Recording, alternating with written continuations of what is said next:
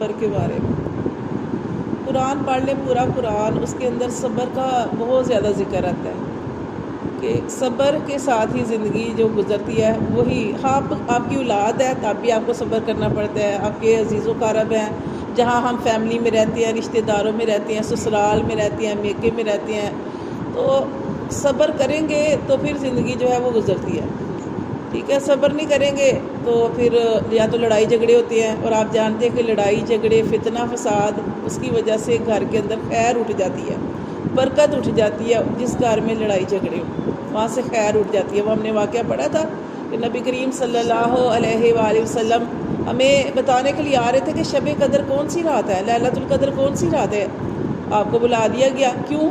کیونکہ دو آدمی لڑے تھے، ان کے لڑنے کی وجہ سے خیر اٹھ گئی، بلائی اٹھ گئی۔ تو جن گھروں میں لڑائیاں ہوتی ہیں ان کے گھروں سے خیریں اٹھ جاتی ہیں، فتنہ فساد نہیں کرنا چاہیے، اور صبر کے ساتھ زندگی گزارتے ہیں تو اللہ تعالیٰ اس کا اجر دیتے ہیں۔ ہم کیا آپ کسی کو بات نہیں سنا سکتے؟ ایک بندے نے کسی کو بات کہی ہے، دوسرا بھی آگے سے جواب دے گا تو فرق کیا رہے گا؟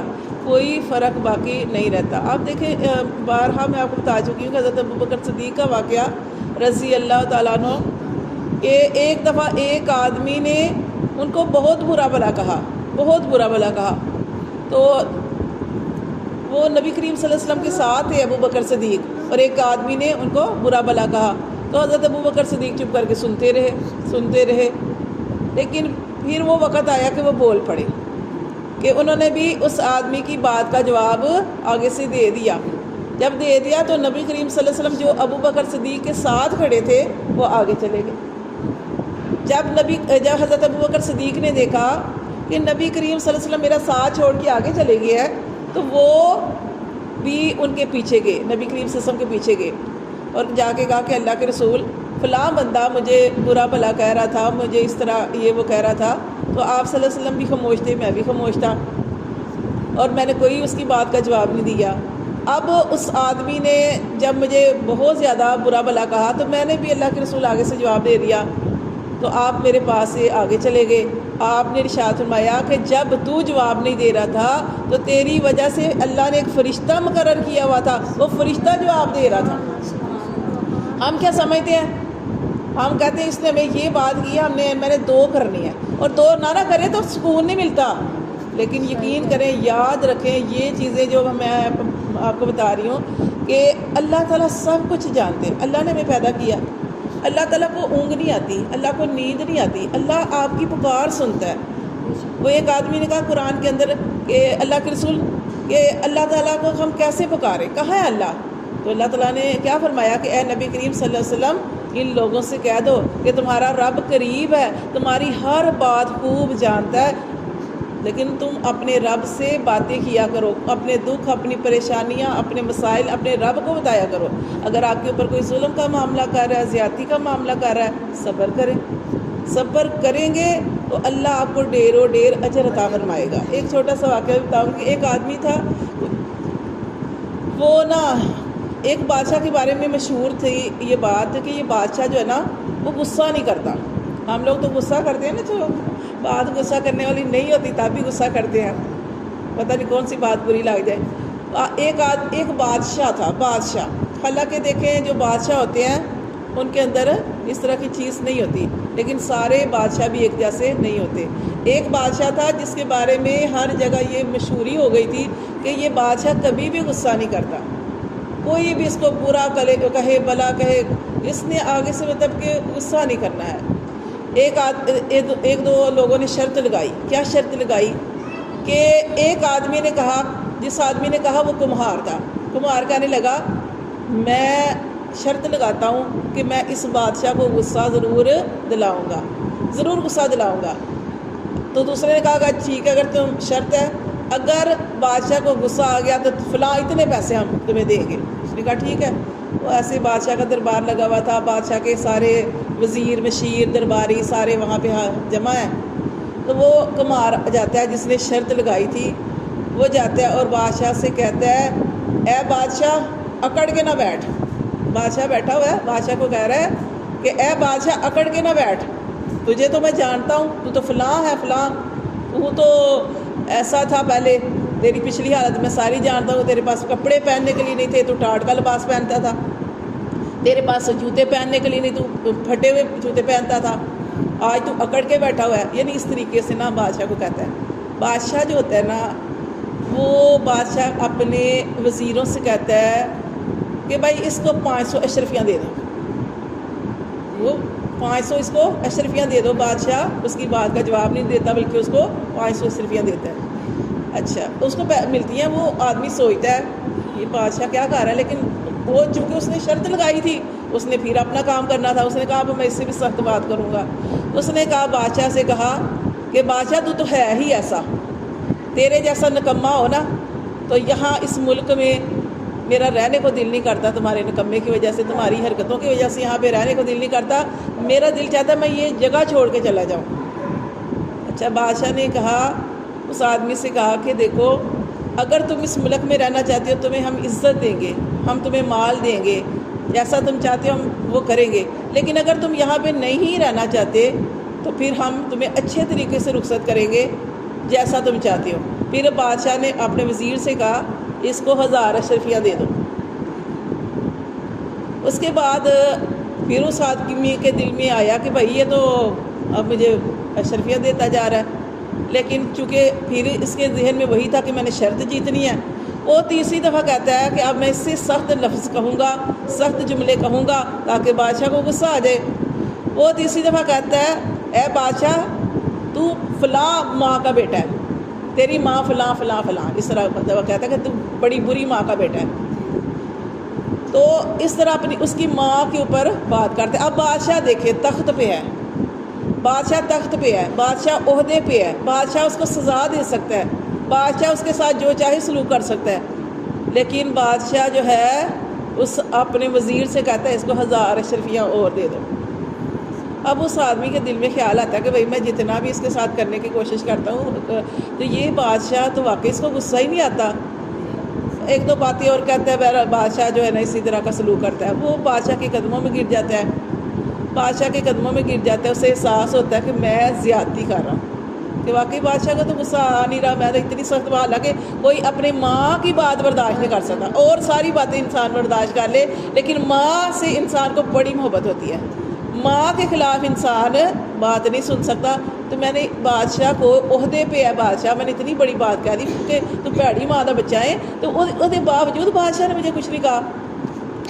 تو وہ نہ بادشاہ کے قدموں میں گر گیا اور کہنے لگا کہ بادشاہ سلامت، میں یہ سب کرنا نہیں چاہتا تھا، لیکن میں نے شرط لگائی تھی کہ میں آپ کو بری سے بری بات کہوں گا، برے سے برے جملے کہوں گا تاکہ آپ کو غصہ آ جائے، اور غصے کی وجہ سے جو میں نے یہ شرط لگائی ہے میں شرط جو ہے وہ جیت جاؤں. بادشاہ نے کہا کہ دیکھو، پہلے بادشاہ کی وہ تعریف کرتا ہے وہ کمار جو ہے. اب بادشاہ نے کہا کہ دیکھو، پہلے تو تم میری برائیاں کر رہے تھے تب میں تمہیں دے رہا تھا، اب تو تم نے میری اچھائی کی ہے، اس کو اور دے دیتا ہے. تو مطلب یہ ہے کہ دیکھیں کہ جب ہم کسی بات پہ صبر کرتے ہیں تو ہمارا رب، وہ تو بادشاہ تھا، وہ ایک بادشاہ تھا جس کے پاس صرف تھوڑی سی دنیاوی سلطنت ہے. ہمارا رب وہ ہے جس کے پاس ہمیں سارا کچھ ہے. وہ دنیا میں بھی دے سکتا ہے، وہ آخرت میں اس کا ڈیروں ڈیر اجر دے گا. اب وہ بادشاہ کیا ہے، اشرفیاں دے رہا تھا، لیکن اللہ اس کے پاس بندے کے لیے بڑا اجر ہے، بڑا ثواب ہے. جب آپ کسی بات پہ صبر کرتے ہو اللہ آپ کو اس کا اجر ضائع نہیں کرے گا، اس کا اجر بڑھا چڑھا کے عطا کرے گا. تو اس لیے اللہ ہمیں کیا کرنا ہے کہ جو ہم پڑھیں اس پر عمل کرنا ہے. ہم یہ قرآن قصے کہانیاں نہیں پڑھے کہ فلاں کا قصہ ہے، اس نے یہ کیا، وہ لوگوں کے لیے ہے، وہ ہمارے لیے. جب ہم نے قرآن سے درس حاصل نہیں لیا، درس حاصل نہیں کیا، سبق حاصل نہیں کیا، وہ پھر ہمیں کوئی فائدہ نہیں دے گا. فائدہ تب ہے جب ہم اس کے اوپر عمل کریں. اب ہم روز پڑھتے ہیں، اس سے ایک باندھی تھی امام حسن کی، امام حسن رضی اللہ تعالیٰ عنہ کی ایک باندھی تھی، ان کو وضو کرا رہی تھی.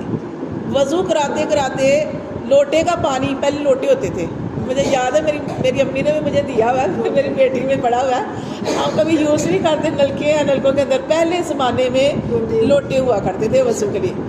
تو وضو کرا رہی تھی ان کی باندھی، وہ پاک صاف لوٹے ہوتے تھے وضو کے لیے. تو وہ ایک دم سے وہ سارا لوٹے کا پانی امام حسن کے اوپر گر گیا. اب کہتے ہیں کہ غصہ انسان کی فطرت میں ہے، لیکن غصے پہ قابو پانا اصل چیز ہے. غصہ آ گیا، فوراً غصے میں آ گئے، لیکن ابھی کچھ کہا نہیں. باندی کا ایمان بھی دیکھے کتنا مضبوط. اس نے قرآن کی آیت پڑھی والکاظمین الغیظ والعافین عن الناس واللہ یحب المحسنین، کہ جو غصے کو پی جاتے ہیں اللہ تعالیٰ ان کو ڈیر و ڈیر اجر عطا فرماتے ہیں. اس نے قرآن کی یہ آیت تھی، تھوڑی سی میں نے پڑھی ہے، تو اس نے یہ آیت پڑھی. جیسے ہی وہ آیت سنی امام حسن نے، ان کا تو سارا غصہ جاتا رہا، سارا غصہ جاتا رہا. کہتے ہیں کہ میں نے تمہیں معاف کیا، میں نے تمہیں آزاد بھی کیا. مطلب اس طرح. اور ہم کیا کرتے ہیں، ہمیں کوئی سمجھائے ہم اس کی بات کا غلط اثر لیتے ہیں. یقین کریں یہ ہمیں کوئی فائدہ نہیں ہے جب تک ہم اپنی اصلاح نہیں کریں گے، جب تک ہم کسی سے کچھ بھی. اب قرآن، یہ پورا قرآن ہم روز واقعات پڑھتے ہیں، ہر روز کبھی کسی کا واقعہ پڑھے ہیں. قوم عاد کا ہم نے پڑھا، تکبر کرتے تھے، اللہ نے ان کو ہواؤں کے ذریعے ہلاک کر دیا. قوم سمود کا پڑھا، انہوں نے سبق حاصل نہیں کرتے. ہم مین مقصد کیا ہے کہ قرآن سے سبق حاصل کرنا، کہ رہتی دنیا تک، جب تک یہ دنیا ہمارے لیے قرآن میں ہمارے لیے درس ہے. یہ ان کے واقعات ہیں، لیکن اللہ ان کو پکڑ سکتا ہے، ہمیں نہیں پکڑ سکتا. قوم عاد کو ہواؤں سے ہلاک کیا، قوم سمود نہیں سمجھی، انہوں نے کہا یہ قوم جو ہوا سے ہلاک ہوئی، ہم پتھروں کے اندر گھر تراش کے انہوں نے گھر بنائے پتھروں کے اندر، مضبوط گھر. لیکن اللہ کی نافرمانی کرتے تھے. اللہ کی نافرمانی کرنے کی وجہ سے کیا ہوا؟ اللہ کی نافرمانی کرنے کی وجہ سے کیا ہوا کہ اللہ تعالیٰ کے لیے ہر کام آسان ہے. فعال لما یرید، اللہ جو چاہے کرے. جبرائیل علیہ السلام نے چیخ ماری، ان سب کے دل پھٹ گئے، اللہ نے ان کو ایسے پکڑ لیا. آج ہمارے لیے کیا سبق ہے کہ وہ نافرمان تھے، ہم بھی جہاں جہاں پہ ہم نافرمانی کریں گے، ہم پڑھ رہے ہیں، پڑھ کے اس پر عمل نہ کرنا اس سے زیادہ سخت ہے. علم حاصل کرنا فرض ہے، اسی لیے کہا جاتا ہے علم حاصل کرے. علم حاصل کرے، علم حاصل صرف کرنا نہیں ہے، علم حاصل کر کے اس پر عمل کرنا ہے. جاننے کو سب سے زیادہ ابلیس جانتا تھا. یہ جو ابلیس ہے، جو شیطان ہے، یہ سب سے زیادہ جانتا تھا، کیونکہ یہ عرش پہ رہتا تھا، یہ آسمان پہ رہتا تھا. لیکن اس نے نہیں مانا تو راندہ درگاہ ہو گیا. اس کا کیا انجام ہو گیا؟ قیامت تک اللہ تعالیٰ نے فرمایا کہ قیامت تک تجھے مہلت ضرور ہے کہ تو جو مرضی کر لے، لیکن آخر تیری پکڑ ہونی ہے. اور تو اللہ تعالیٰ نے فرمایا تھا کہ تیری آخر پکڑ ہونی ہے، لیکن جو میرے نیک بندے ہوں گے وہ تیرے بہکاوے میں نہیں آئیں گے. اگر آپ بھی جائیں گے تو توبہ کر لیں گے. حضرت آدم علیہ السلام بہکاوے میں آگے، کیوں؟ جھوٹی قسم کھائی شیطان نے، اس کی وجہ سے آدم علیہ السلام نے وہ دانہ کھا لیا. لیکن آدم علیہ السلام روئے، حدیث میں آتا ہے اتنا روئے. ساری دنیا، آج ہم کسی کو بڑی پریشانی ہو نا، کسی کو پریشانی ہے، کوئی یہ فلاں مسئلہ، بیماری بھی ہے، بیماری کے علاوہ وہ مال بھی نہیں ہے، اولاد کا بھی دکھ ہے، ہر طرف سے پریشانیوں میں انسان گرا ہوا ہے. اور انسان کتنا روتا ہے، کتنا اللہ کے آگے روئے گا. ایک بندہ، فلاں بندہ، اس کو کوئی مسئلہ ہے، کسی کو کوئی مسئلہ ہے. اس دنیا میں ہر بندہ پریشان ہے، کسی کو کوئی مسئلہ، کسی کو کوئی مسئلہ. اب نبی کریم صلی اللہ علیہ وسلم کی حدیث کا مفہوم ہے کہ اگر ساری دنیا کا رونا ملایا جائے اور آدم علیہ السلام کا رونا ایک طرف رکھا جائے، تو آدم علیہ السلام اس دانہ کھانے کی وجہ سے اتنا روئے تھے کہ ان کا رونا ان لوگوں سے زیادہ ہے. وہ ہوتی ہے غلطی پہ اوپر اپنے رب کی طرف رجوع کرنا. اور اتنی پیاری انہوں نے دعا مانگی تھی، ربنا ظلمنا انفسنا وان لم تغفر لنا وترحمنا لنکونن من الخاسرین. تو اصل جو چیز ہے وہ ہمیں کیا سبق ملتا ہے کہ ہم نے صبر کرنا. یقین کریں جنہوں نے صبر کیا وہ کامیاب ہو گئے. ابراہیم علیہ السلام نے صبر کیا، قرآن پڑھتے ہیں بار بار. ابراہیم علیہ السلام نے صبر کیا، اللہ نے کیا اجر دیا؟ اللہ نے بڑھاپے میں اولاد دے دی، اللہ نے بڑھاپے میں اولاد دی، اولاد پہ صبر کر لیا. کیسے؟ اللہ کا حکم آ گیا، چٹیل میدان میں چھوڑا. کوئی باپ اپنے اتنی دیر بعد اولاد ہو اس کو چٹیل میدان میں چھوڑ سکتا ہے؟ اللہ کا حکم تھا، چھوڑا ہے، صبر کر لیا. پھر وہاں پہ دیکھیں اپنے جب بڑا ہوا بیٹا ذبح کرنے کا حکم مل گیا. یہ صبر تھا، آزمائش تھی، صبر. اللہ ان کے صبر کو دیکھنا چاہتے تھے کہ ابراہیم علیہ السلام کے اندر کتنا صبر ہے. پھر بیٹے کو ذبح کرنے کا حکم دے دیا، وہ بھی کر دیا، اپنی طرف سے کر دیا، اپنی طرف سے کر دیا. لیکن دیکھیں ان کی سنتے آگ میں چلے گئے اللہ کی خاطر. مطلب کہ اللہ نے ان کو صبر کا اجر نہیں دیا، پھر اللہ نے ان کی سنتوں کو باقی رکھا. یہ قربانی کا مہینہ آنے والا ہے، اب یہ کیا ہے؟ انہیں کی سنت ہے.